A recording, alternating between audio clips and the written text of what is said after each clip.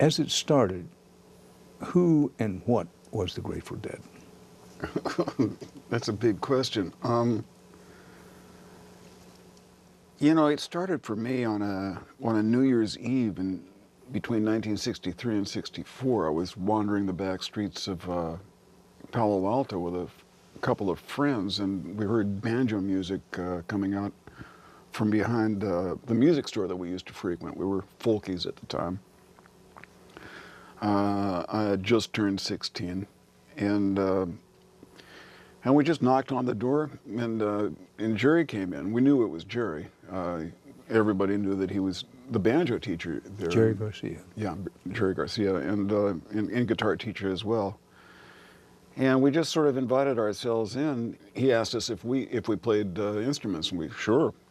Well, I got the keys to the front. Let's go break out some instruments and kick some stuff around. And we did, and we had that evening so much fun that we decided we couldn't just walk away from it. Might as well just make a little band out of it, which we did. It was a jug band. Jug band music was popular back then. This was what Jerry used to call the folk scare days. Okay. And jug band music was, it happened on all the riverboat stops from New Orleans up to, say, Cincinnati. Mm-hmm. And you know, Memphis, St. Louis, all along the Mississippi and Ohio rivers. And the jug band musicians were the same musicians that were the minstrel musicians on the riverboats. And it was the same music and stuff like that. But when they were on dry land, it was a little more, you know, they played in the dark towns on the street corners. And it was a little more bluesy.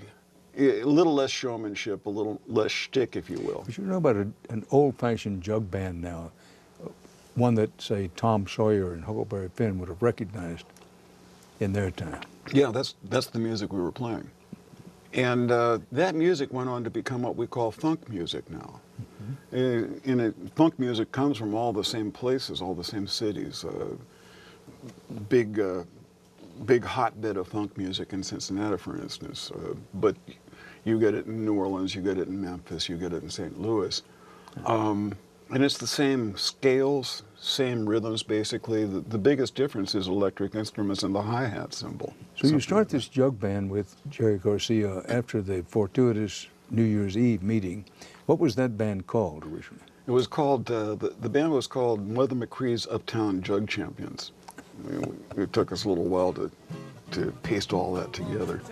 And we did well. We did well for a year or so. At the age of 16, I was making pretty good money for a 16-year-old.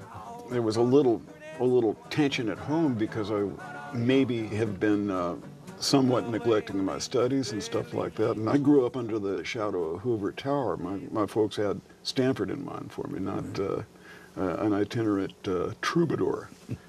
But my folks could clearly see that I was really following my bliss. Yeah. And they were, you know, I was sort of headstrong, and so, you know, experience had taught them that they would want to be delicate about trying to shift my course. Right. And they never really did manage to shift my course. You know, I was off into music. So anyway, the jug band did well for about a year. And toward the end of that year, the Beatles they came out right about the time, they hit the airwaves in America right about the time that we were being successful as a jug band. And by the end of that year, I was working in the music store. I had taken Jerry's beginning and intermediate students and was teaching guitar and banjo in there. But the electric instruments were starting to give us the old come hither. And it just looked like too much fun to ignore. You were looking at the Beatles and listening and saying, we can do that. Yeah, we were thinking these guys are awful good, but they also look like they're having an awful lot of fun. You know, we can get good, and we know how to have fun. So let's go for it. And we did. And that's when the Grateful Dead were born. Yeah. So that's what the Grateful Dead was in the beginning. And what did the Grateful Dead become? We were eclectic. We were real serious about music.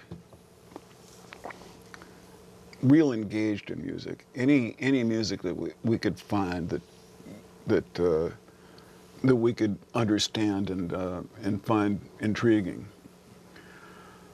But it was, you know, the focus was music, not fashion, for instance, because in popular music there's an overlay of music as fashion, and we more or less rejected that.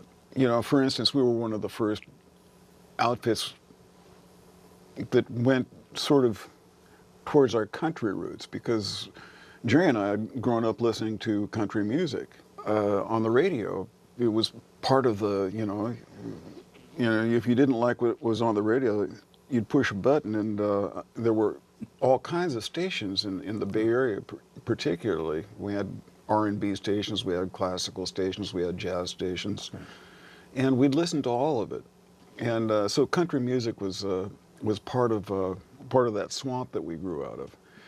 It was just too much fun to sing those songs, and too fulfilling to sing those songs. And so we figured, okay, well, we'll just have to work these up and present them with some amount of authority, so that the rock audiences of that day would find it palatable and let us get away with it. Well, they certainly found it palatable and let you get away with it, to say the least. So the Grateful Dead becomes a very popular band, concert band, but you weren't concentrating on recording. I mean, you didn't hear the Grateful Dead all that much on radio. We were real good at relating to a live audience, and that wasn't there in the studio. And it was hard for us to find a point of focus in the studio, playing for a machine, playing for a board like this.